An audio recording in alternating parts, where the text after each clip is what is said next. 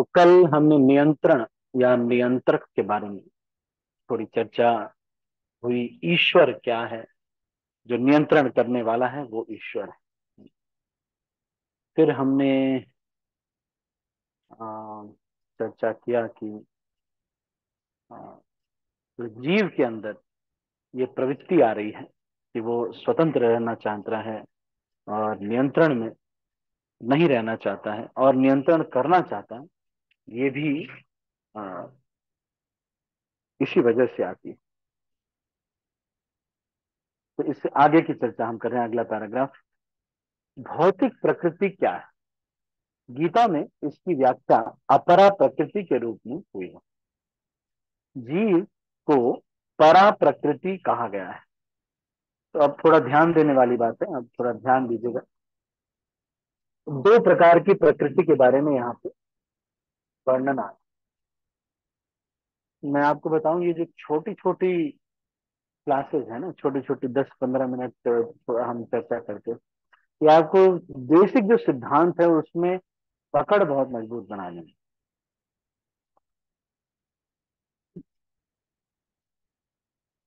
तो यहाँ पर दो प्रकार की प्रकृति के बारे में चर्चा हो रही, परा प्रकृति, अपरा प्रकृति।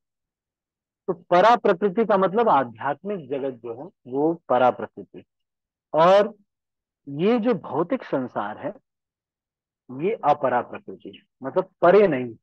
वो जो आध्यात्मिक जगत है वो परा प्रकृति, और ये जो भौतिक संसार है ये क्या है? अपरा प्रकृति।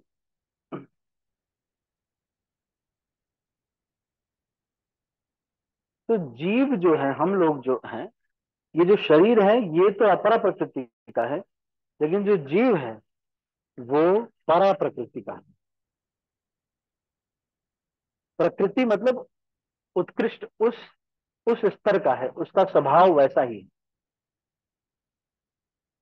अब क्या कह रहे हैं?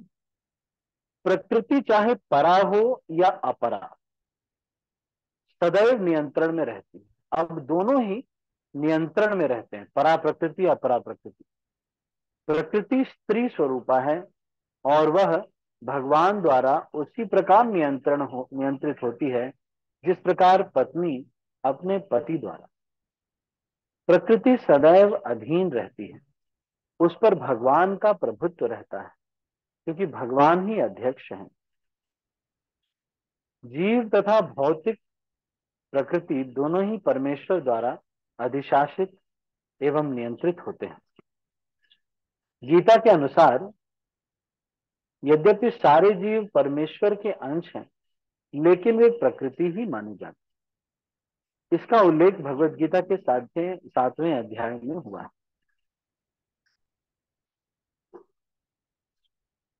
अपरेयम इतस्त्वन्यम, यह भौतिक प्रकृति मेरी अपरा प्रकृति है। प्रकृतिम विद्धि में पराम,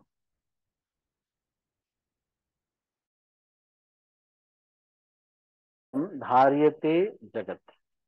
लेकिन इससे भी परे दूसरी प्रकृति है, जीव भूताम अर्थात जीव। प्रकृति 3 गुणों से निर्मित है। तो एक ये मुख्यतः यहाँ पर ये बता रहे हैं कि परा प्रकृति और अपरा प्रकृति क्या है। प्रकृति 3 गुणों से निर्मित है, सतोगुण, रजोगुण और तमो। इन गुणों के ऊपर नित्य काल है। इन गुणों तथा नित्य काल के संयोग से अनेक कार्यकलाप होते हैं जो कर्म कहलाते हैं। ये कार्यकलाप, अब देखिए कर्म की अलग परिभाषा दे रहे हैं यहाँ पर। क्या दे रहे हैं? 3 गुण और काल के मिश्रण से, मतलब समय चल रहा है, गर्मी का समय चल रहा है, मौसम गर्मी का चल रहा है। कोई व्यक्ति बहुत रजोगुण में है तो फिर क्या करेगा? खूब मेहनत से काम किया, बहुत पसीना हुआ, ढेर सारी लस्सी लस्सी पी लिया, और ढेर सारी लस्सी पीने की वजह से उनको कॉन्स्टिपेशन हो गया या कोई रोग हो गया, तो कर्मफल मिलने लगे। तो ये गुणों से और काल के मिश्रण से व्यक्ति को कर्म फल या कर्म जो है इनके संयोग से बहुत सारे कार्यकलाप कोई व्यक्ति करता है, समय को देख करके और गुणों को देख करके, तो उसी को हम कर्म कहते हैं। तो हाँ, यहाँ पर ये वाला हम चलो थोड़ा बाद में चर्चा करते हैं। सबसे पहले ये चर्चा करते हैं जीव की प्रकृति और ये जो अपरा प्रकृति, इसकी प्रकृति। तो ये जो अपरा प्रकृति है, जो भी हम ये देख रहे हैं, बिल्डिंगे हैं, कपड़े हैं, देखो ये नल है ना, सारा कुछ ये क्या है? अपरा प्रकृति। अपरा मतलब नष्ट है, ये डेड मैटर है, डेड मैटर। तो ये जो है ये डेड मैटर है सारा। इनफैक्ट आपका मोबाइल भी, ये सब कुछ। लेकिन ये परा प्रकृति वाली जो चीजें हैं, वो जीव, जैसे वो चिड़िया देखो यहाँ पे है, तो ये उनके लिए जो जीव है वो है परा प्रकृति का। तो जीव जो है वो सच्चिदानंद का बना हुआ है। किसका? सत, चित और आनंद। तो जीव सच्चिदानंद का बना हुआ है, और जो अपरा प्रकृति है वो भौतिक द्रव्यों की बनी हुई है, जो कि 24 एलिमेंट्स उसको बोलते हैं, 24 पदार्थों से ये जो सृष्टि है ये बनी हुई है। तो ये लेकिन क्रियान्वित नहीं होती जब तक इसमें हरे जीव नहीं कृष्ण होता, तो ये काम नहीं करता। प्रणाम। हरे कृष्ण। तो जब तक इसमें जीव नहीं होता ये काम नहीं करता। तो ये शरीर भी आप देखेंगे, देखो आप, ये शरीर अगर आत्मा इसमें से चली जाएगी तो ये शरीर काम नहीं करता। तो परा तथा अपरा प्रकृति। अब यहाँ पे कह रहे हैं कि दूसरा चीज ये बता रहे हैं कि ये किसके द्वारा नियंत्रित है? भगवान के द्वारा नियंत्रित। तो परा प्रकृति कौन सा श्लोक है? मयाध्यक्षेण प्रकृति सूयते सचराचरम हेतु नानेन कौन्तेय जगद्वी परिवर्तते। तो भगवान कह रहे हैं कि मेरी अध्यक्षता में ये जो प्रकृति है वो कार्य करती है। मयाध्यक्षेण प्रकृति ही, मेरी अध्यक्षता में प्रकृति ही सूयते सचराचरम, सब काम कर रहे हैं। हेतु नाने न कौन्तेय, इस तरह से समझकर हे कौन्तेय, जगत भी परिवर्तित है, और इसी तरह से ये जगत जो है परिवर्तनशील है। तो भगवान इन सब के ऊपर नियंत्रण करते हैं, जीवों के ऊपर भी और प्रकृति के ऊपर। अगर भगवान नहीं चाहे तो ये जो प्रकृति है ये उस तरह से कार्य नहीं करेगी जैसे ये कर रही। जैसे भगवान ने जब चाहा तो पहाड़ उठा दिया, वैसे पहाड़ कभी उड़ता या उठता या कुछ नहीं होता, वो तो बहुत इतना हल्का नहीं होता। लेकिन भगवान ने चाह लिया तो उड़ गया। तो हमको ये शब्द दोनों, अगर कोई आपसे पूछता है कि अपरा प्रकृति क्या है, परा प्रकृति क्या है, तो आप बता सकते हैं परा प्रकृति वो है जो कि चिन्मय है, सच्चिदानंद की बनी हुई है, और भगवान का धाम इत्यादि ये सब जो है। और जो अपरा प्रकृति है वो है क्या? ये भौतिक संसार, ये सृष्टि, ये सब क्या है? परा प्रकृति में। अपरा प्रकृति में भौतिक संसार आता है, परा प्रकृति में ये जीव आता है। तो भौतिक संसार में जो कुछ भी आप देख रहे हैं, इसमें पेड़ पौधे भी हैं, लेकिन इसमें से जो जीव है वो नहीं, लेकिन जो जड़ तत्व है वो सब। और ये किसके बने हुए? 24 तत्वों के बने हुए। ये जो सृष्टि में ये जो है ये 24 तत्वों के बने हुए हैं। और जो आत्मा है वो सत, चित और आनंद की बनी हुई। तो आगे पढ़ते हैं इसको।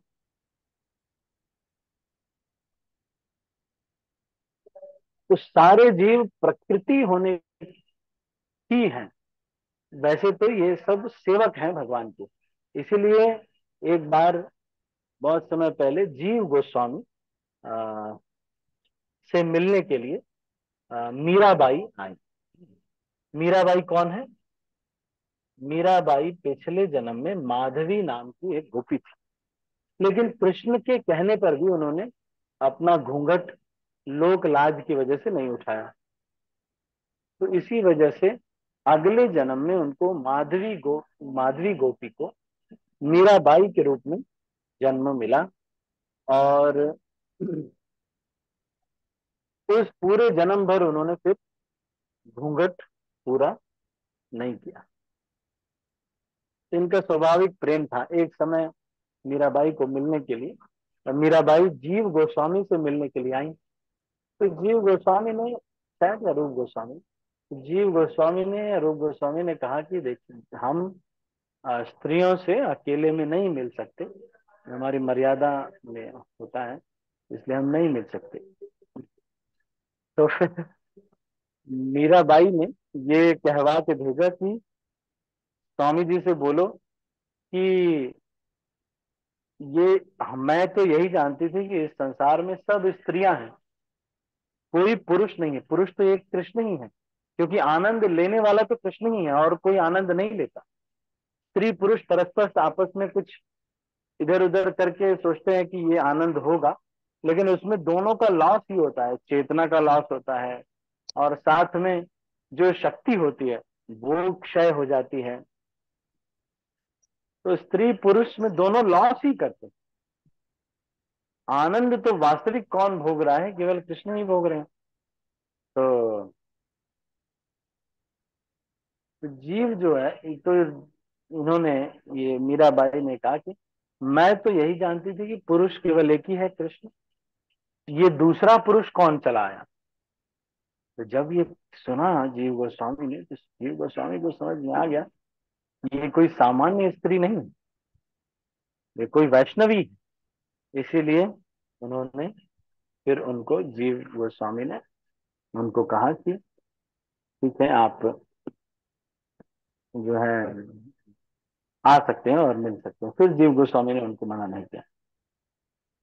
तो यहाँ इससे पता चलता है कि हम जो जीव हैं, हम सब वैसे स्त्री हैं, क्योंकि भगवान ही एकमात्र भोक्ता है।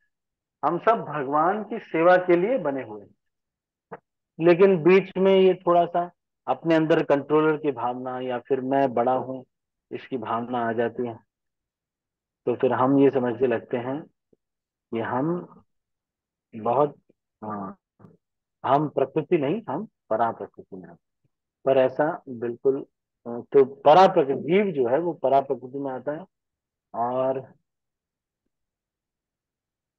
आ, ये जो भौतिक संसार है ये अपरा प्रकृति।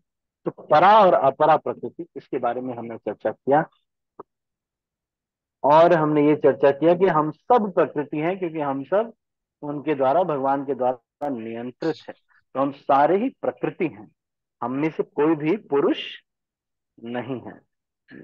तो भोक्ता कौन है इस संसार में? हो सकता है कोई मैनेजर बोले कि मेरी सेवा कर रहे हैं ये लोग, लेकिन मैनेजर साहब दो ही रोटी खाएंगे। मैनेजर साहब को देखा जाए, खुद तो दो ही रोटी खाएंगे। लेकिन कहने के लिए कौन आनंद लेता है? बड़े घरों में जो नौकर होते हैं वही आनंद। जो बहुत बड़े घर होते हैं, मैंने देखा, जो पैसे वाले बहुत हैं, उनके घर में देख, वो खुद तो पालक का सूप और सूखी चपाती जिसमें घी न लगा हो, वो ही वो खा सकते हैं। ज्यादातर लोगों को रोग ऐसे ही हो, है ना? ज्यादातर खड़े नहीं हो सकते, ज्यादा देर बैठ नहीं सकते हैं, इस तरह से बहुत सारे रोग हो जाते हैं। तो कौन आनंद लेता है उनके घर पे? मैं, एक आईएएस ऑफिसर है, मेरे ताऊ जी लगते थे, उनके घर पे मैं रुका हुआ था कुछ दिन के लिए। तो मैंने सोचा कि चलो, ये बहुत, मतलब पैसे वाले बहुत हैं, और इस तरह से होगा, तो बहुत बेचारे जो है जो है कि बहुत सुख सुविधा से रहते हैं। 6 बजे ही उनसे मिलने के लिए लोग आ जाते हैं, सुबह 6 बजे। और इतना काम रहता है, दिन भर इतना काम रहता है, शाम को 7-8 बजे तक काम रहता है। रात में उन्होंने बोला कि स्वामी जी, हम आपसे थोड़ा सा मिलेंगे। नहीं, उन्होंने मेरी दीदी ने फिर मुझे बुलाया, वर्षा दीदी है, तो उन्होंने मुझे बुलाया। फिर ये ताऊ जी हैं, उन्होंने, उनको मैंने देखा कि ताऊ जी बस इसी में लगे हुए, आईएएस जो डिस्ट्रिक्ट मजिस्ट्रेट होता है, उसको देखो आप कितना उसको बड़ा नरिया में उनका वो अपना पर्सनल भी एक फ्लैट था, साथ में सरकारी आवास भी मिला हुआ था। तो लेकिन मैंने यही देखा कि वो इतने बिजी थे, इतने बिजी थे वो। तो आईएएस ऑफिसर होके भी वो खुद क्या खा रहे हैं, थोड़ा सा वो सूप पी लिया, बस दो फल खा लिया, बस हो गया। फिर उसके बाद दोपहर में भी कुछ पता नहीं क्या है, कुछ नहीं पता। बस जो मजे ले रहा है, जो भी बन रहा है बढ़िया बढ़िया आइटम, ये तो ज्यादा खा नहीं पाते, सब नौकर ही खाते हैं। और दिन भर इनका तो बिजी रहता है, कभी ये मीटिंग कभी वो मीटिंग। जो बिस्तर भी होता है उस पे भी नौकर ही से। तो क्या यहाँ पर ये कह रहे हैं कि जीव जो है भोग नहीं कर पाता, सोचता तो है कि भोग कर ले। कृष्ण ही एकमात्र ऐसे हैं जो कि आनंद लेते हैं, बाकी सब लोगों को भगवान की सेवा ही करनी पड़ती। अगर भगवान की सेवा नहीं करेंगे तो किसकी सेवा करेंगे? अपने बेटे की सेवा करेंगे, सोचेंगे कि बेटे को बहुत सेवा करेंगे, और अगले फिर थोड़ी दिन बाद बेटा कहता है आपने मेरे लिए क्या किया, सारा वेस्ट हो जाता है। तो हम जीव को सेवा तो करना ही पड़ता है। ये अलग बात है कि पत्नी को जब सेवा करता है तो वो सोचता है, या पति को जब हम सेवा करते हैं तो वो हम सोचते हैं कि कितना उनको देखो कितना अच्छा लग रहा है यह। लेकिन एक तरह से वास्तव में जीव कृष्ण की सेवा के लिए बना हुआ है। तो जीव अगर चाह भी ले कि मैं, नहीं नहीं मैं खुद ही, तो मैं प्रकृति नहीं हूं, मैं सेवा नहीं करूंगा, मैं प्रकृति नहीं हूं, तो मैं क्या करूंगा? अपनी इंद्रियों की सेवा करेंगे। जीव जो है वो प्रकृति, और प्रकृति मतलब भगवान की सेवा में लगने वाली। और अपरा प्रकृति है, तो इसका मतलब ये है, अपरा प्रकृति का मतलब कि वो जड़ जगत है। परा प्रकृति का मतलब चिन्मय है, जो जीव और बाकी भौतिक आध्यात्मिक जगत पूरा पूरा अपरा प्रकृति में। तो एक तिहाई लोग ही इस संसार में है, दो तिहाई लोग वहां पर गोलोक वृंदावन में। ये भगवान ऐसा ऐसा एक जगह पे मिलता है कि भगवान जब खड़े होते हैं तो उनके पांव जो होते हैं उसमें ऐसे नहीं होता, पांव में देखा होगा आपने ऐसे होता है ना, तो बीच में जो जगह होती है उतने में ही सारे भौतिक जगत आ जाते। भौतिक जगत बहुत ज्यादा नहीं है, आध्यात्मिक जगत ही है, ये इतने में ही थोड़े से जगत में सारे भौतिक जगत ब्रह्मांड सब आ जाते हैं। ठीक है, तो अभी हम इसको यहीं पर समाप्त करेंगे। और किसी का कोई प्रश्न तो नहीं? Any question? यदि आपके मन में कोई प्रश्न या फिर कोई टीका टिप्पणी तो आप पूछ सकते हैं या कह सकते हैं। डायरेक्टली अनम्यूट करके आप पूछ सकते हैं या कह सकते हैं। हरे कृष्ण प्रभु जी, दंडवत प्रणाम। प्रभु जी, आप संडे को क्यों नहीं आते हैं अब? हरे कृष्ण, कृष्ण कृष्ण। मेरा माता जी सेवा लग गया है। हमीर वो जो यूथ प्रीचिंग और कुछ ड्रग्स वगैरह का वहाँ हुआ ना, इसलिए सेवाएं थोड़ा सा चेंज हो गई। तो अब मैं थोड़ा बिजी रहता हूँ। ग्रेजुअली मैं और भी स्टार्ट करूंगा, वो भी स्टार्ट करूंगा, और भी मुझे करना है, धीरे धीरे अब करेंगे। कल कह भी रहे थे एक दो भक्ति, तो भी करते हैं इसको। मैं देखता हूँ क्या बिजी वगैरह, एक थोड़ा व्हीकल का चल रहा है, एक गाड़ी का, तो वो हो जाए थोड़ा रिजॉल्व तो फिर मेरा ट्रैवलिंग थोड़ा और इजीली हो जाएगा। नहीं, सब चल रहा है धीरे धीरे। अभी एक प्रोजेक्ट नया आया है तो उसको भी देख रहे हैं, करेंगे इसको। सब धीरे धीरे करेंगे। अरे हम जब धीरे धीरे जब हम भक्ति में बने रहते हैं, बस मान लो आगे तो मैं नहीं बढ़ रहा हूँ, बने रहते तो सब डिवोटीज लोग सोचते हैं कि अब और जिम्मेदारी ले। जाए जाए और कुछ जिम्मेदारी ले। तो पहले जब हम नए नए आए थे हमको कुछ करना नहीं होता था, सब कुछ कुछ कुछ हमको करना नहीं है, बस प्रसाद पाओ, नाचो गाओ खेलो, अपना कुछ काम। कुछ दिन बाद हमको कुछ सेवा मिली तो थोड़ा बहुत सेवा रहती थी कि इनको कॉल करना उनको कॉल करना, ऐसी सेवा रहती। फिर कुछ दिन बाद अब ये हो गया कि लोग जो है, आप सारे फेस्टिवल ऑर्गेनाइज करो, कुछ ये करो, आप ही करो, है ना? नहीं, जूम पे क्लास दो, ये सब करें। अब ये बोल दिया अब लो तुम ही मंदिर चलाओ। तुम ही मंदिर बनाओ, तुम ही मंदिर चलाओ, सब कुछ तुम ही कराओ। कुछ दिन बाद अगर ऐसे ही सेवा में बने रहे भगवान का, तो फिर लो तुम ही लो पूरा, पूरा स्टेट तुम ही चलाओ, पूरा जिला तुम ही चलाओ। और फिर पता चलेगा कि इंडिया है, तुम लो, तुम ही प्रचार करो, तुम ही संभालो सब कुछ। हमारे सुंदर गोपाल प्रभु जो है, तो इस तरह से धीरे धीरे ब्रह्मचारी लोगों को तो ऐसे बढ़ना ही चाहिए, करना। जिम्मेदारी लेने से एक व्यक्ति और बढ़ता है। जिम्मेदारी आप अगर लेते हैं, अब वो हम एक चीज जो जैसे हम लेक्चर्स लेते थे कुछ कर, है ना, तो वही हम करते रहेंगे, और भक्तों को तो अवसर मिलेगा नहीं, जिनकी और भी दीक्षा हुई है और सब, भाई हम हमेशा खड़े हैं, तो कौन आएगा? सब बोलेंगे भाई कि अरे प्रभु जी आप है तो आप, अरे प्रभु जी आप ही, सब यही बोलते हैं ना। अब क्या होगा कि भाई सबके सर पे पड़ेगी, अरे कोई नहीं है, अभी क्या करें, अब कोई नहीं है। तो चलो नए लोग और आएंगे तो और लीडर्स बनेंगे, फिर उन लोग को ये लेक्चर देना आसान होता है। धीरे धीरे ये सब होता है। अभी अब जैसे टेम्पल कंस्ट्रक्शन करना है, तो उसमें थोड़ा और जिम्मेदारी लगेगी, क्योंकि मेटेरियलिस्टिक लोगों भक्तों को लेक्चर देना है। ऑनलाइन आ गए भक्त लोग, मैं लेक्चर दे दिए, भक्तों को बोल दिए, थोड़ा मंदिर चल गया, उतने से पैसे वगैरह भक्तों ने डोनेट कर दिए होंगे। लेकिन अब क्या है, जो गवर्नमेंट से मिलना है, जमीन की बात करनी है आपको, है ना, कुछ ये सब ऑर्गेनाइज करना है, तो उसमें थोड़ा जिम्मेदारी, सर पे टेंशन ज्यादा रहती है, तो वहाँ ज्यादा अपमान होता है। तो धीरे धीरे सबको ऐसे होगा। अब ये है कि गृहस्थ आश्रम में जो भक्त लोग हैं उनको थोड़ा सा लीनियंट हो जाता है कि घर में जिम्मेदारियां हैं। पर उनको भी धीरे धीरे, हमारे जैसे सूरदासपुर वहां पर खारघर मंदिर में एक भक्त है, उन्होंने ऐसे प्लान किया कि प्रभु जी, आर्मी में थे वो, उन्होंने कुछ ऐसे प्लान किया कि ऐसे 45 या 50 साल के जब हुए, तो उन्होंने कहा कि बस प्रभु जी अब मैं सारा चीज क्लोज करके अपने बेटे को सब कुछ सौंप करके आ गए वो मंदिर में, और अपना मंदिर में सारा कंस्ट्रक्शन का जितना भी है, पूरा खारघर मंदिर का, वो प्रभु जी देखते हैं। क्योंकि पहले बहुत बड़ी कंपनी में कोई पोस्ट पे थे या कुछ ऐसा था इनका बहुत, है ना। चलो ठीक है ना किरण माता जी, आपको सब जगह मिलेंगे, आप चिंता मत करो, धीरे धीरे और जिम्मेदारियां थोड़ा सा एडजस्ट हो जाए। प्रभु जी, हरे जो कृष्णा। हरे कृष्ण प्रभु, जो जिम्मेदारी अच्छे से निभाते हैं प्रभु जी, उसी उन्हीं को जिम्मेदारी भगवान देते हैं। आप जिम्मेदार हैं प्रभु जी, इसीलिए आप जिम्मेदारी मिली। हरे कृष्ण प्रभु जी, दंडवत प्रणाम।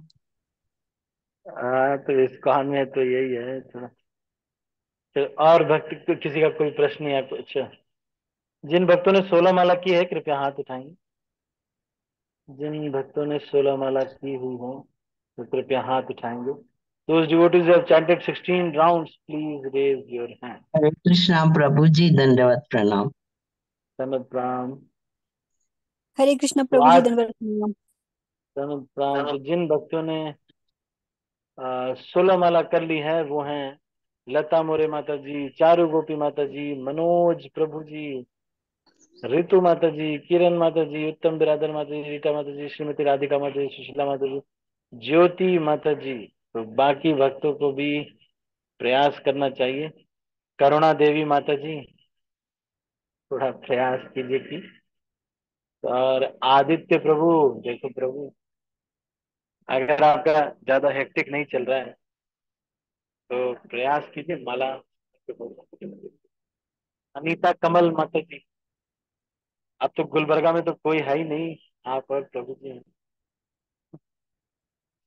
चंपा माता जी, कल्याणी माता जी, अच्छा कल्याणी माता जी तो अभी नहीं, ठीक है, तो मैं मिलूंगा तो फिर मैं आप बताऊंगा। और मंतेश्वर गोविंद प्रभु, खैर उनका तो पुजारी का सेवा रहता है। ठीक है, मैं सबके हाथ नीचे कर रहा हूँ, और हम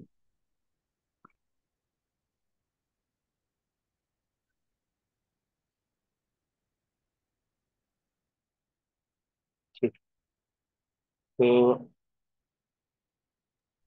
हरे कृष्ण प्रभु जी। हरे कृष्णा। हाँ माता जी। प्रभु जी, आज मेरा जप नहीं हो पाया पूरा, क्योंकि थोड़ा हेल्थ इशू था, इस वजह से। पर दिन